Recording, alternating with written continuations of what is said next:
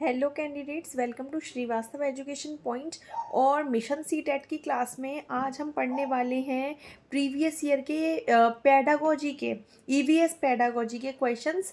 और वो क्वेश्चंस पढ़ेंगे, उनको सॉल्व करेंगे और सॉल्व करने के बाद हम उससे रिलेटेड जो भी पेडागोजी के पॉइंट्स होंगे उन पॉइंट्स को भी अच्छे से डिस्कस करेंगे, जिससे कि आपको पेडागोजी जो है बहुत ही ईजीली आपको समझ भी आएगी और आप उससे रिलेटेड जो भी क्वेश्चंस होंगे उनको भी आप इजीली सॉल्व कर पाओगे। तो आइए क्लास स्टार्ट करते हैं। क्लास स्टार्ट करने से पहले आप मेरे चैनल को सब्सक्राइब और वीडियो को लाइक ज़रूर करें। तो देखते हैं पेडागोजी के कुछ क्वेश्चंस। कैंडिडेट्स, ये क्वेश्चन पेपर सी टेट का है 2019 का, प्राइमरी का है। ये 1st to 5th लिखा है। हम इसमें ईवीएस के कुछ क्वेश्चन सॉल्व करेंगे। पर्यावरण अध्ययन में बच्चों को जोड़ने की सबसे प्रभावशाली युक्ति है शिक्षक द्वारा व्याख्याएं, कक्षा निर्देशन, किस्से, कहानियाँ, पाठ्यपुस्तक का पठन। अब इस क्वेश्चन में पूछा है कि अगर हम ईवीएस पढ़ा रहे हैं बच्चों को, तो बच्चों को हमें कंटेंट से जोड़ना है, कंटेंट अच्छे से बच्चों को समझाना है। तो उसके लिए सबसे इफ़ेक्टिव मेथड कौन सा है? शिक्षक द्वारा व्याख्याएं। क्या मैं बच्चों को लेक्चर दूंगी तो बच्चे समझ जाएंगे, बच्चे अच्छे से उस कंटेंट से जुड़ पाएंगे? कक्षा निर्देशन, या फिर मैं क्लास मैनेजमेंट पे ध्यान दूंगी तो इससे बच्चे जुड़ सकते हैं कंटेंट से? या किस्से, कहानियाँ। बीच बीच में मैं थोड़े थोड़े एग्जाम्पल्स दूंगी और बच्चों को छोटी छोटी जो लाइफ से रिलेटेड स्टोरीज होती हैं वो बताऊंगी, छोटी छोटी कहानियाँ बताऊंगी, किस्से बताऊंगी, तो उससे बच्चे ज़्यादा अच्छे से समझ पाएंगे। या फिर पाठ्यपुस्तक का पठन, मैं किसी भी एक बच्चे को क्या कहते हैं रीडिंग करने के लिए खड़ा कर दूं कि रीडिंग करो, तो यहाँ इससे बच्चे अच्छे से समझ पाएंगे। तो इसमें सबसे जो इफ़ेक्टिव मेथड है वो है सी, किस्से, कहानियाँ।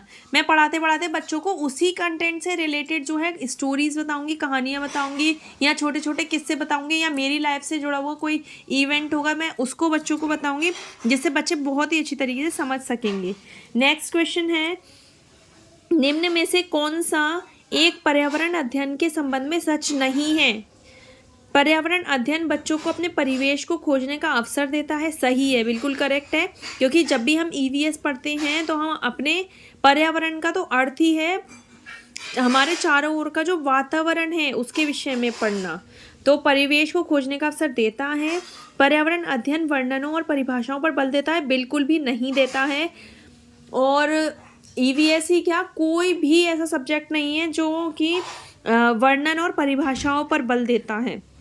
हमें कभी भी पेडागोजी में हमें बहुत ध्यान देना है कि कभी भी हमें बच्चों को रोट मेमोराइजेशन नहीं करवाना है, रटवाना नहीं है, वर्णन नहीं करवाना है, और क्या कहते हैं बच्चों से परिभाषाएं नहीं रटवानी है कि तुम परिभाषाओं को पढ़ो। बच्चों को जो भी कंटेंट है वो बहुत अच्छे से समझाने पर बल देना है। तो इसलिए ये वाला गलत है। पर्यावरण अध्ययन की प्रकृति एकीकृत है? हाँ, एकीकृत है, और भी सब्जेक्ट इसमें जुड़ सकते हैं। पर्यावरण अध्ययन बाल केंद्रित अध्ययन है? ज़रूर है। पर्यावरण का अध्ययन जो है वो चाइल्ड सेंटर्ड है, क्योंकि बच्चों को जोड़ता है ये कंटेंट से। नेक्स्ट क्वेश्चन है, निम्न में से क्या एक पर्यावरण अध्ययन में ज्ञान की रचना में बहुत ही महत्वपूर्ण है? बच्चों की सक्रिय भागीदारी। सबसे पहले हम क्वेश्चन देखते हैं। क्वेश्चन ने पूछा है ज्ञान की रचना में सबसे ज़्यादा महत्वपूर्ण क्या है? बच्चों की सक्रिय भागीदारी। हाँ, बच्चों की भागीदारी नहीं होगी जब तक तो स्टडी का मीनिंग ही नहीं है।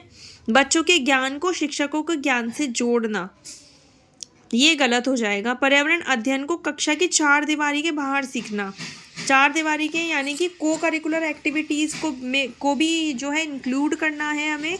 और केवल बच्चों को जो बुक में जो कंटेंट है केवल वो ही नहीं पढ़ाना है, हमें और बच्चों को एक्सप्लेन करते हुए, एग्जाम्पल्स लेते हुए सब कुछ बच्चों को बताना है। बच्चों के स्थानीय ज्ञान को विद्यालय के ज्ञान से संबंधित करना। हाँ, ये भी करना है।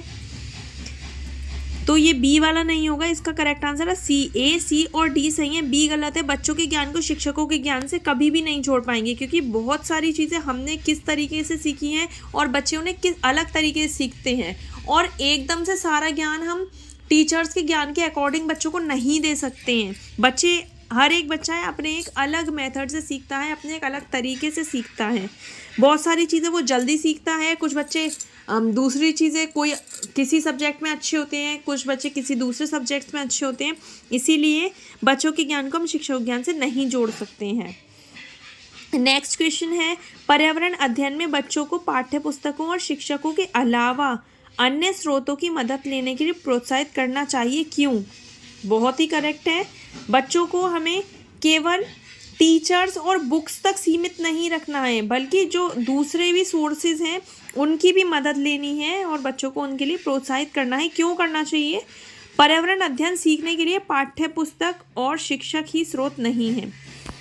हाँ, ये भी करेक्ट है, क्योंकि पाठ्य पुस्तक और शिक्षक ही केवल स्रोत नहीं है, इसके अलावा भी बहुत सारे सोर्सेज हैं जिससे बच्चे सीख सकते हैं। नेक्स्ट है, यह पर्यावरण अध्ययन सीखने के लिए समुदायों और माता पिताओं की उपस्थिति का अवसर देगा। ये भी ठीक है, क्योंकि हम बहुत सारी चीज़ें तो क्या कहते हैं घर से सीखते हैं। बहुत सारी चीज़ें हम स्कूल में पढ़कर चले जाते हैं और उसके बाद हम घर से भी सीखते हैं, अपने पेरेंट्स से पूछते हैं, तो वहाँ से भी बहुत सारी चीज़ें हम सीखते हैं। यह शिक्षकों को बच्चों की पृष्ठभूमि को जानने का अवसर देता है। ये भी ठीक है। यह बच्चों के सौंदर्यगत और मनोक्रियात्मक कौशल का विकास करेगा। ये नहीं कर पाएगा।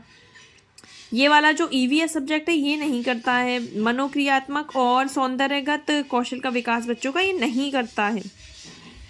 ये वाला गलत है, तो बच्चों इसका आंसर होगा A, B and C।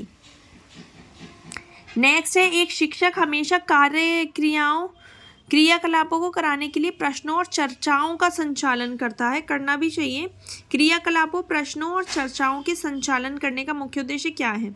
यानी कि जैसे मैं पढ़ा रही हूँ, जैसे कि मैं आपको एक्सप्लेन भी कर रही हूँ, समझा रही हूँ, एक एक पॉइंट पढ़ रही हूँ, फिर एक एक पॉइंट समझा रही हूँ, इसी को ही कहते हैं क्रियाकलाप, प्रश्नोत्तर और चर्चाएं करना।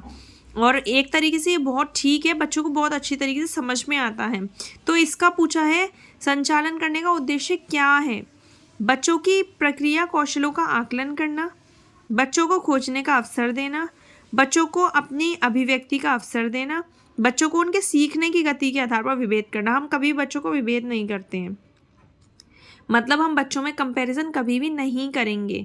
इसमें A, B और C ठीक है।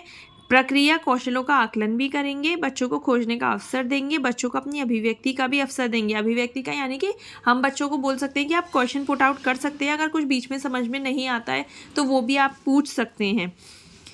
लेकिन बच्चों को उनके सीखने की गति के आधार पर विभेद करना, बच्चों में कभी भी कंपैरिजन नहीं करना है। बहुत सारे बच्चे बहुत जल्दी से सीखते हैं, बहुत सारे बच्चे देर से सीखते हैं, पर हमें कभी बच्चों में कंपैरिजन करके ये नहीं कहना है कि ये वाले बच्चे बहुत इंटेलिजेंट हैं, बहुत जल्दी ही सीखते हैं, ये वाले बच्चे बहुत देर से सीखते हैं। कंपैरिजन नहीं करना, या तुम्हें उसके जैसा बनना है, वो बहुत जल्दी सीखता है, इस तरीके से बच्चों में कंपैरिजन नहीं करना है। तो ये थे ईवीएस के कुछ क्वेश्चंस पेडागोजी से रिलेटेड। अगर इसी तरीके के आपको और भी वीडियोस चाहिए, और भी क्वेश्चंस देखने हैं, कंटेंट से रिलेटेड भी क्वेश्चंस देखने हैं, तो आप नीचे कमेंट बॉक्स में कमेंट कर सकते हैं और वीडियो को लाइक और चैनल को सब्सक्राइब ज़रूर करें। सीटेट की बेस्ट प्रिपरेशन अगर आपको करनी है तो आप हमारा बैच भी ले सकते हैं। बैच लेने के लिए आप हमें कमेंट बॉक्स में कमेंट कर सकते हैं, या फिर जो भी डिस्क्रिप्शन बॉक्स में नंबर है आप उस पर भी कॉल करके पूछ सकते हैं।